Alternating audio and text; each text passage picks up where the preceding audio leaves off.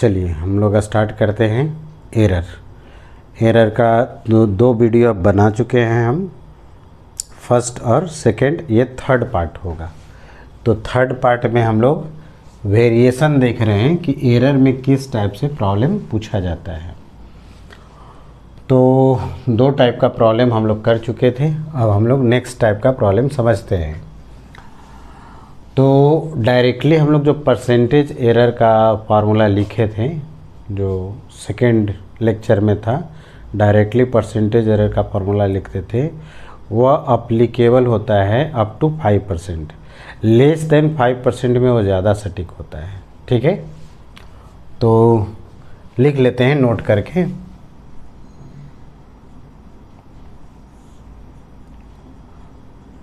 Formula of percentage error only applicable for less than 5%। ठीक है, अगर 5% से ज़्यादा हुआ एरर है ना, if given error is greater than 5%, then use करना है जो कन्वेंशनल हम लोग तरीका जानते हैं परसेंटेज निकालने का, वही यूज करेंगे। जैसे परसेंटेज एरर अगर लिखना होगा तो हमें लिखना पड़ेगा error by true value by true value into 100, या फिर ऐसे लिख दो, परसेंटेज एरर लिखना होगा तो change by initial value, change in value लिख लो, change in value by initial value into 100 है ना। तो चलिए इस पर हम एक क्वेश्चन समझ लेते हैं, देखते हैं आगे। ठीक है, फार्मूला याद रखना है। अगर 5% से ज़्यादा परसेंटेज एरर दिया हुआ है तो आप परसेंटेज एरर निकालने के लिए change in value by initial value into 100 करके निकालना। ठीक है, जैसे देखो हम एक क्वेश्चन लेते हैं, समझते हैं।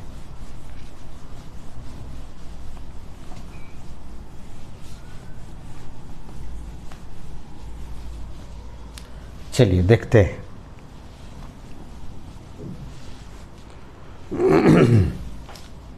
क्वेश्चन लिख लेते हैं, if momentum of A particle increase by 50%, then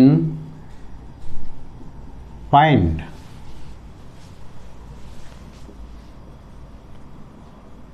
percentage increase in kinetic energy,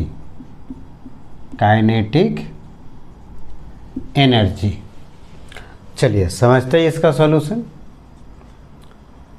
तो काइनेटिक एनर्जी को मोमेंटम के टर्म में आप जानते हो ना, कितना होता है, p²/2m है ना। p है मोमेंटम, m है मास।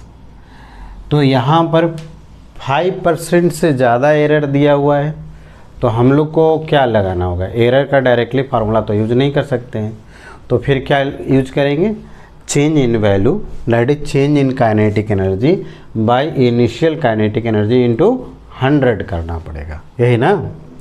तो मान लो इनिशियल मोमेंटम p है, तो इनिशियल काइनेटिक एनर्जी कितना हो जाएगा, p²/2m। अब प्रॉब्लम में क्या कहता है कि 50% से इंक्रीज कर दिए हैं, मतलब फाइनल अगर मोमेंटम देखें तो इनिशियली p था, अब p का कितना परसेंट इंक्रीज कर दिया है, 50%। इंक्रीज का मतलब यहाँ पर प्लस हो जाएगा, इसको डिवाइड कर दिए तो फाइनल मोमेंटम हमारा हो जाएगा P plus P by two. Add करो तो कितना हो जाएगा 3p/2, यही ना, आई बात समझ में। तो चेंज इन मोमेंटम निकालो, तो चेंज इन मोमेंटम, तो चेंज इन मोमेंटम अगर लिखना होगा तो फाइनल माइनस इनिशियल लिखेंगे। अब सॉरी, चेंज इन मोमेंटम की ज़रूरत नहीं है, चेंज इन काइनेटिक एनर्जी निकालना पड़ेगा ना। तो उसके लिए फाइनल काइनेटिक, हमें देखो percentage error in kinetic energy कह रहा है, तो पहले हम लोग फाइनल काइनेटिक एनर्जी लिख लेते हैं। तो फाइनल मोमेंटम का स्क्वायर बाई कितना हो जाएगा 2m। फाइनल मोमेंटम यहाँ से देखो, इसका स्क्वायरिंग करो तो इसका कितना हो जाएगा 9p²/4 इंटू 2m, यही ना। इनिशियल हो गया, ये फाइनल हो गया। अब क्या करना होगा, हमें चेंज इन काइनेटिक एनर्जी निकालना पड़ेगा ना। अब चेंज इन काइनेटिक एनर्जी अगर निकालेंगे तो फाइनल माइनस इनिशियल लिखना पड़ेगा। फाइनल ये है, इनिशियल ये है, दोनों से देख करके बताओ क्या कॉमन आ रहा है। p²/2m आ रहा है ना, तो हम p²/2m कॉमन निकाल लिए। और फाइनल में देखो तो कितना बच जाएगा, p²/2m आ जाएगा कॉमन, तो 9/4 बच जाएंगे ना, फिर -1 कर देना। तो ये बताओ कि इसका वैल्यू कितना हो गया। तो यहाँ से हो जाएगा 4, होगा ना, एलसीएम कर लो, 9 - 4/4, 9 - 4 का मतलब क्या हो गया 5, तो 5/4 हो गया। अब p²/2m हो गया, यही ना, चेंज निकाल ली। अब percentage increase in kinetic energy लिखना होगा, तो percentage increase in kinetic energy कैसे लिखेंगे हम लोग, change by initial into 100%। Change तो लिख ही चुके हैं यहाँ पर, कितना 5/4 p²/2m, और इनिशियल कितना है, तो इनिशियल यहाँ पर देख लो p²/2m है, तो यहाँ से लिख देते हैं p²/2m इंटू यहाँ पर 100 से मल्टीप्लाई कर दिए। ये तो पूरा पूरा कैंसिल हो जा रहा है। अब ये बताओ हमें कि यहाँ 5/4 इंटू 100 हुआ ना, तो ये तो कैंसिल हो जाएगा, कितना से 25, कितना परसेंट आया बताओ 125, है ना, पॉजिटिव आ रहा है, इसका मतलब इतना परसेंट से इंक्रीज कर गया। आई बात समझ में, क्लियर है ना। तो अगर 5% से ज़्यादा अगर परसेंटेज दिया हुआ हो तो आप डायरेक्टली परसेंटेज एरर का फार्मूला मत लगाना, आपको निकालना होगा चेंज बाय इनिशियल इंटू 100। आ गई बात समझ में, कितना परसेंट आ रहा है 125%। अगर कोई डायरेक्टली निकालता, देखो डायरेक्टली निकालता तो क्या निकालता, इतना पहले आप नोट कर लो, हो गया। चलिए, तो यहाँ पर हम लोग चेंज इन काइनेटिक एनर्जी लिख लेते हैं। यहाँ से डायरेक्टली, अगर डायरेक्टली हम लोग निकालते तो हमें कितना आता, ये देखना चाह रहे हैं हम, डायरेक्ट निकालना चाह रहे हैं। तो डायरेक्ट निकालना चाहोगे तो मोमेंटम चेंज हुआ, मतलब मास ये वाला टर्म जो है वो तो कांस्टेंट हो गया, इसमें तो चेंज हुआ नहीं, तो हम डायरेक्टली यहीं से लिख देंगे ना परसेंटेज एरर। क्या लिखोगे डायरेक्टली, फार्मूला बताओ, डेल्टा k/k इंटू 100, इसका पावर साइड में आ जाएगा, नेक्स्ट वीडियो में सब समझाएं ये सब। 2 पावर साइड में आ गया, फिर डेल्टा p/p इंटू 100, तो 2 हो गया। अब मोमेंटम कितना परसेंट दिया था 50%, तो कितना हो गया 100% हो गया, और क्या। लेकिन एक्चुअली में कितना आएगा 125%। अगर किसी ने ऐसे बना लिया तो ये इसका सरासर गलत हो जाएगा, ये हो गया रॉन्ग, क्लियर ना। तो करेक्ट वो वाला होगा। कहने का मतलब कि अगर 5 से ज़्यादा परसेंट अगर दे रहा है तो आप डायरेक्टली इस तरह से परसेंटेज एरर का फार्मूला यूज नहीं कर सकते हो, है ना। उसके लिए पहले चेंज निकालना, फिर इनिशियल से डिवाइड करना है और 100 से मल्टीप्लाई कर देना है। क्लियर है, आई बात समझ में। चलिए, तो एक बात तो हमें यही समझाना था, और नेक्स्ट एक और समझाते हैं आपको।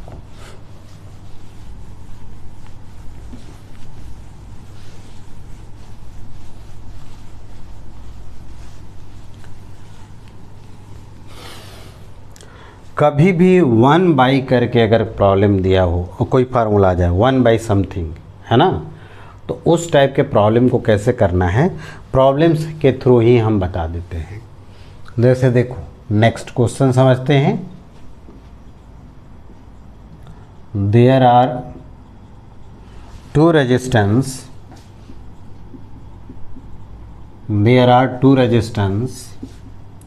R1 is equal to 4 plus minus 0.8 ohm and R2 is equal to 4 plus minus 0.4 ohm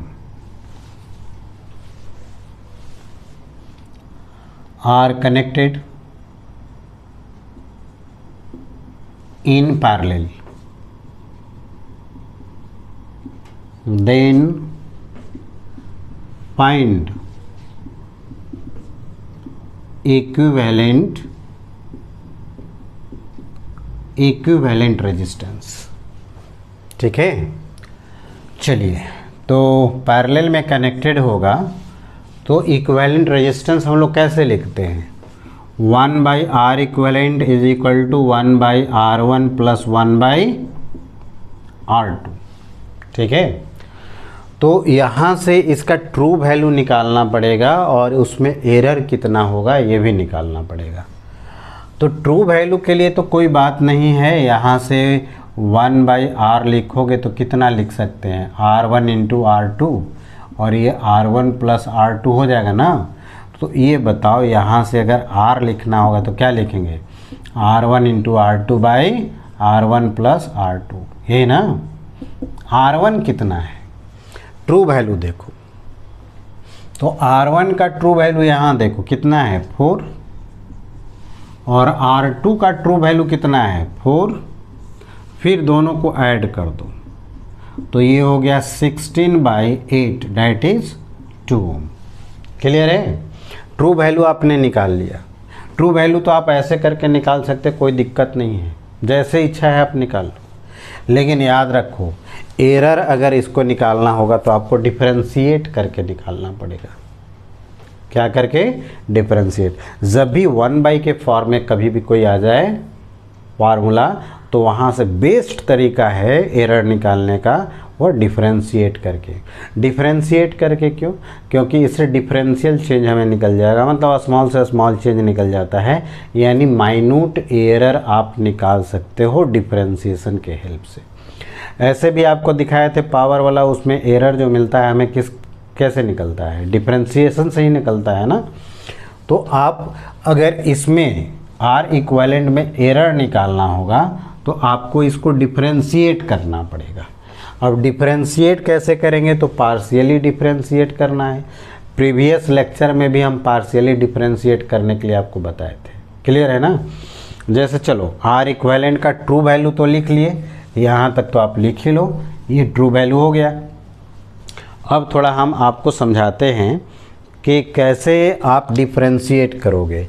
previous lecture में भी हम डिफरेंशिएट किए थे। जैसे मान लो 1/x का डिफरेंशिएशन करना है, तो 1/x का डिफरेंशिएशन कैसे करोगे? तो समझते हैं, 1/x का अगर डिफरेंशिएशन करना होगा तो इसका पावर -1 हो जाएगा ना। और फिर बताओ यहाँ से पहले पावर का करेंगे nx n-1, और x का पार्शियली करोगे तो डेल्टा x हो जाएगा। तो बताओ यहाँ से कितना हो गया? -1/x² और डेल्टा x हो जाएगा ना। तो 1/x का डिफरेंशिएशन हो गया -1/x² डेल्टा x। क्लियर है? आई बात समझ में?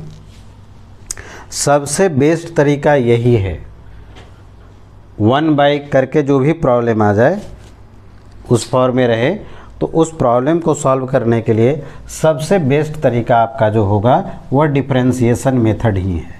क्लियर ना? चलिए, तो यहाँ पर देखते हैं ट्रू वैल्यू तो निकल चुका है, इसका निकालो, इसको डिफरेंशिएट करो, कितना मिल जाएगा? -1/R² इंटू डेल्टा R होगा ना, वहाँ देखो वहाँ। फिर इसका बताओ, इसका कितना हो जाएगा? तो इसका 1/r1² डेल्टा r1 हो गया। इसका बताओ कितना हो गया, -1/r2² डेल्टा r2 हो गया।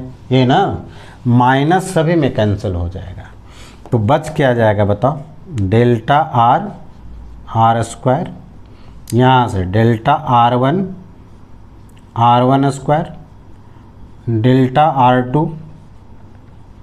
r2² हमें डेल्टा r निकालना है। तो डेल्टा r निकालने के लिए इसको इधर रखना पड़ेगा, तो r² हो गया, यहाँ से डेल्टा r1/r1² डेल्टा r2/r2²।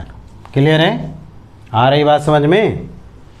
चलिए, तो ट्रू वैल्यू तो मालूम ही है, उसको हम मिटा दे रहे हैं। ट्रू वैल्यू याद रखना है, कितना है, 2 ओम। आप चाहो तो यहाँ तक फ़ोटो उठा सकते हो, लिख सकते हो, पॉज करके लिख सकते हो, ठीक है, या फ़ोटो उठा लो, फिर आगे हम बढ़ते हैं। ट्रू वैल्यू याद रखना है, 2 ओम मिल चुका है। अब हम सिर्फ इसमें एरर निकालने वाले हैं, तो समझो एरर कैसे निकलेगा। तो एरर तो आपको समझाई है, क्या डिफरेंशिएशन से निकलेगा, तो डिफरेंशिएट कर लो ना, यहाँ पर तो कर तो लिए हैं, सिर्फ वैल्यू रख देना है ना, तो डेल्टा r निकल जाएगा। अच्छा, r ट्रू वैल्यू निकाले थे ना, अभी निकाले हैं, कितना निकाले हैं, 2 ओम, तो यहाँ रखो 2² डेल्टा r1 कितना है, देखो यहाँ पर डेल्टा r1 कितना 0.8/r1², मतलब ये 4 का स्क्वायर हो जाएगा ना। चलिए नेक्स्ट बताओ, डेल्टा r2, यहाँ से देखो डेल्टा r2 कितना है 0.4/r2², मतलब यहाँ पर 4 का स्क्वायर, यही तो हुआ। चलो, तो हो तो गया, 4 हो गया, और यहाँ पर 0.8/16 प्लस 0.4/16। क्लियर है, 4 से मल्टीप्लाई कर दो, 0.8 4 से मल्टीप्लाई करेंगे, कैंसिल हो गया 4, प्लस यहाँ भी मल्टीप्लाई करो 0.4/4, और भी डिवाइड करो, कितना हो गया 0.2 प्लस 0.1, कितना हो गया 0.3, यही ना। चलो, एरर भी निकल गया है ना। चलो, यहाँ तक आप स्क्रीनशॉट ले सकते हो या नोट कर सकते हो, नोट करो जल्दी से।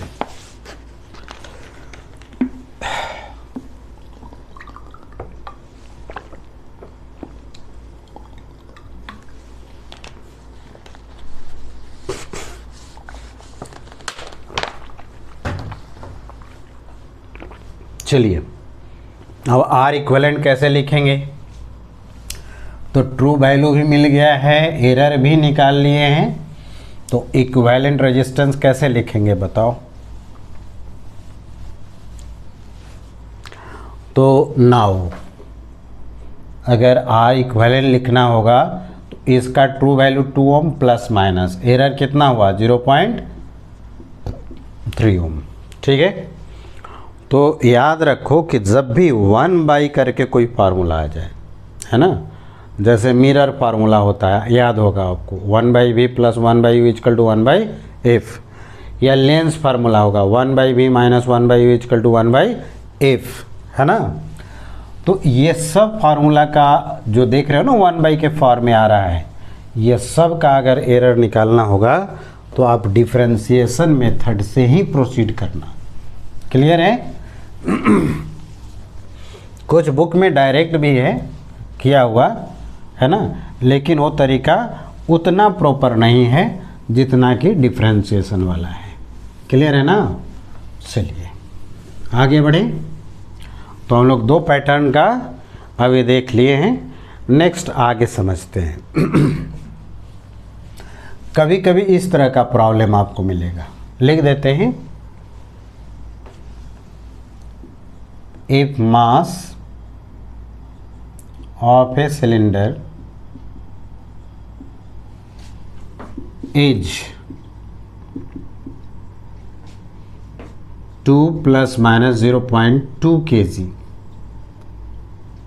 and radius r is equal to 1 plus 0.1 metre and length 2 plus minus 0.2 metre, then find percentage error in density, percentage error in density. चलिए समझते हैं इसको। डेंसिटी का फॉर्मूला बताओ तो क्या होता है, मास बाई वॉल्यूम होता है ना। तो सिलेंडर का वॉल्यूम बताओ, याद करो, पाई आर स्क्वायर एल, यही ना। और हमें परसेंटेज एरर निकालना है, तो निकाल लेते हैं delta rho by rho into 100। Mass में लिखना होगा तो क्या लिखेंगे, delta M by M into 100। Pi को लिखोगे क्या, नहीं लिखना होगा, क्यों, क्योंकि पाई हमारा कांस्टेंट है। चलिए इसका तो लिखना पड़ेगा, 2 delta R by R into 100 plus इसका लिखो delta L by L into 100, यही ना। मास में देखो तो कितना एरर दिया है, तो ये दिया है 0.2, तो 0.2 और ट्रू वैल्यू मास का कितना है 2 इंटू 100 प्लस 2 हो गया। डेल्टा आर देखो तो रेडियस में एरर कितना दिया है 0.1, इसका ट्रू वैल्यू कितना दिया है 1 इंटू कितना लिखोगे 100 प्लस लेंथ वाले में देखो लेंथ का एरर दिया है कितना 0.2, ट्रू वैल्यू कितना है 2 इंटू 100, यही होगा ना। चलिए कैंसिल भी करा लो, यहाँ से देखो, यहाँ से तो एक 10 से यहाँ पर मल्टीप्लाई, इसको मल्टीप्लाई करो ना, कितना हो जाएगा 20 बाई 2 कितना हो गया 10। चलिए इसको थोड़ा मल्टीप्लाई करो, कितना हो गया, मल्टीप्लाई करो इसको 10 इंटू 2 20। हाँ इसका देखो, इसको मल्टीप्लाई करो कितना हो जाएगा 20 बाई 2 कितना 10। हाँ तो कितना परसेंट का एरर हुआ, 40% का एरर हो गया। ठीक है, आ रही बात समझ में। तो इस तरह से आप एरर का सारे प्रॉब्लम बना सकते हो। नेक्स्ट बात आपको एक समझाना है हमें, तो आप इसको नोट कर लो, फिर समझाते हैं। हो गया, चलिए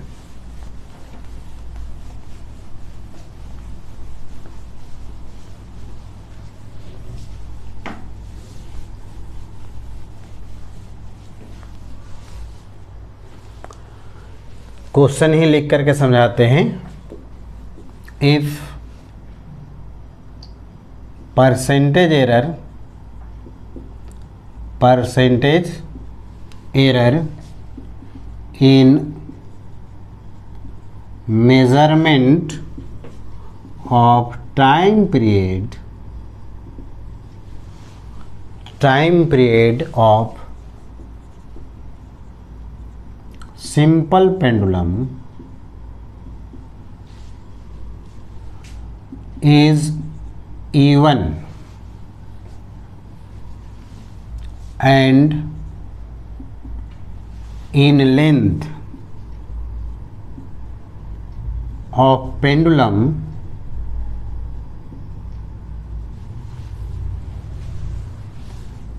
is A2, then find percentage error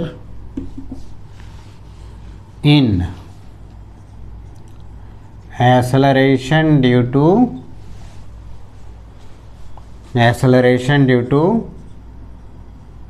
gravity। Clear है, चलिए समझते हैं। तो सबसे पहले time period of simple pendulum आपको समझना होगा। तो टाइम पीरियड का फार्मूला होता है 2 pi under root L by G. इसमें एक बात याद रखना, इसमें जिसमें परसेंटेज एरर निकालना है उसको आप दूसरे के टर्म में एक्सप्रेस करोगे। अगर ऐसा नहीं करेंगे, डायरेक्टली यहाँ से डिफरेंशिएट कर दोगे, यहाँ से डायरेक्टली एरर का फॉर्मूला लगा दोगे तो पक्का गलत आएगा। क्यों आएगा? क्योंकि एरर में पावर का बड़ा इम्पोर्टेंस हो जाता है। ठीक है, इसीलिए जब भी कोई फार्मूला मिले आपको और उसे हमें जिसमें परसेंटेज एरर निकालना है, उसको rest of the physical quantity के टर्म में एक्सप्रेस करना है हमें। क्लियर है ना? जैसे देखो यहाँ पर एक्सेलरेशन ड्यू टू में हमें परसेंटेज एरर निकालना है, तो हम g को rest of the physical quantity के टर्म में एक्सप्रेस करेंगे। तो g निकालना होगा हमें पहले, तो इसको स्क्वायरिंग कर दो, 4 पाई स्क्वायर एल बाई जी, तो g हो गया 4 pi square L by T square. ये ना इस तरह से पहले एक्सप्रेस करना है, इसके बाद परसेंटेज एरर का फॉर्मूला यूज़ करना है। क्लियर ना? जैसे g में लिखना होगा, क्या लिखोगे? Delta G by G into 100 हो गया। 4 पाई स्क्वायर लिखोगे क्या? नहीं, ये तो कांस्टेंट क्वांटिटी है, लेंथ का लिखना पड़ेगा। लेंथ में पावर कितना है? 1, क्या लिखेंगे? Delta L by L into 100 plus time में बताओ, टाइम पीरियड में बताओ, तो ये तो 2 साइड में आ जाएगा ना, 2 हो गया delta T by T into 100। चलो रख दो। लेंथ में बताओ कितना परसेंट का एरर है? E2 है, तो लेंथ यही तो है, तो ये हो गया E2 प्लस 2 हो गया। और टाइम पीरियड में देखो कितना दिया है, टाइम पीरियड में दिया है E1, तो यहाँ पर E1 लिख दिए। हो गया यहाँ तक। आई बात समझ में? चलिए आगे बढ़े। चलो, तो इसको नोट कर लो या फिर आप स्क्रीनशॉट ले सकते हो। आगे बढ़े हम, चलिए।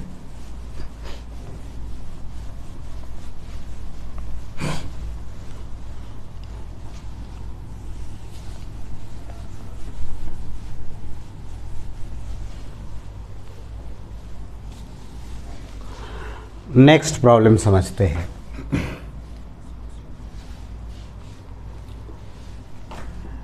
If area of a square plate, if area of a square plate is 100 plus minus 0.2 meter square, then find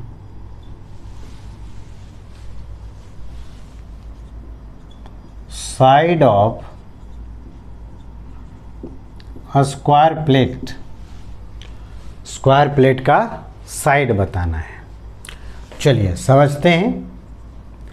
तो स्क्वायर प्लेट का एरिया कितना होता है? ए स्क्वायर। अब ये जो एरिया दिया है, इसमें एरिया का ये कौन सा वैल्यू है? ट्रू वैल्यू है। और ये क्या है? एरर है ना। ये ट्रू वैल्यू हो गया और ये हो गया एरर। तो सबसे पहले साइड का ट्रू वैल्यू निकाल लो। तो यहाँ पर साइड का ट्रू वैल्यू निकालने के लिए एरिया का हमें ट्रू वैल्यू लेना पड़ेगा ना। तो एरिया का ट्रू वैल्यू कितना हो गया? 100, और यहाँ से ए स्क्वायर कर लेते हैं, दोनों तरफ रूट करो, तो ये 10 हो जाएगा और यहाँ पर ए हो गया। मतलब ए का वैल्यू तो निकल गया, 10 मीटर हो गया ना। साइड निकाल लिए। अब एरर इसमें कैसे निकालोगे साइड में? तो यहाँ तो हमें परसेंटेज एरर लिखने आता है ना। तो रिलेटिव 100 से नहीं मल्टीप्लाई करेंगे तो क्या हो जाएगा? Relative error. तो जैसे परसेंटेज एरर लिखते थे तो क्या लिखते थे? Delta A by A into 100, 100 छोड़ दो तो परसेंटेज एरर या 100 दोनों साइड से कैंसिल हो जाएगा। इसका कैसे लिखेंगे बताओ? 2 delta A by A into 100, 100 cancel हो गया। हमें डेल्टा ए निकालना है, साइड में एरर निकालना है। तो यहाँ से देखो एरिया का एरर, एरिया में एरर कितना दिया है? 0.2। ट्रू वैल्यू कितना दिया है? 100। 2 हो गया। साइड में तो एरर निकालना ही है हमें। और ए का वैल्यू देखो, तो ए का ट्रू वैल्यू कितना निकाले हैं? 10। तो इसमें रख देते हैं 10, और इसको तो कैंसिल ही करा दोगे, और ए भी कैंसिल हो जाएगा ना। कितना से होगा? 0.1। तो ये बताओ डेल्टा ए का वैल्यू कितना हो गया? 0.1/10। चलो एक और जीरो लेफ्ट साइड में बढ़ेगा ना, 0.01 पर, सॉरी 0.01, यही ना साइड हुआ, साइड में एरर यही तो आया। अरे बताओ ना, ठीक है ना। डेल्टा ए हो गया, ट्रू वैल्यू रख दिए, 2 हो गया, ये तो निकालना ही था, ए साइड निकाले हो, यहाँ पर कैंसिल करा दिए, 0 से 0 यहाँ पर गया, 10 यहाँ बच गया, इसको कैंसिल करा दो, 0.1 हो गया, 10 से डिवाइड कर दोगे, इतना मिल गया। तो साइड ऑफ स्क्वायर कैसे लिखोगे? साइड ऑफ स्क्वायर प्लेट कैसे लिखेंगे हम? तो इसका ट्रू वैल्यू, तो ट्रू वैल्यू कितना निकाल चुके हैं? 10, देखो ना यहाँ पर 10, फिर प्लस माइनस देकर एरर लिखेंगे ना, कितना? 0.01, इतना मीटर आ गया साइड। क्लियर है? आ रही बात समझ में? चलिए नेक्स्ट एक हम लोग क्वेश्चन देख लें। लिख लो, यहाँ तक लिखो जल्दी से।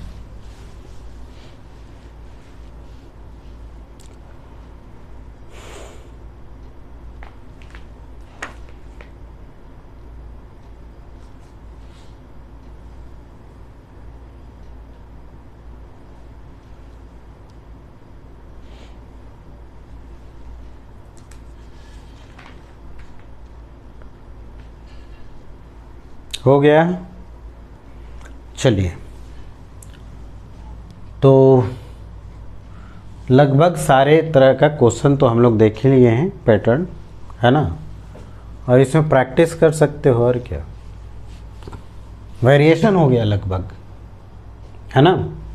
तो ऐसा करो कि आज इतना ही रहने देते हैं, फिर हम लोग एरर का हो गया पूरा, 3 पार्ट में आपका एरर का पूरा लेक्चर हो गया है।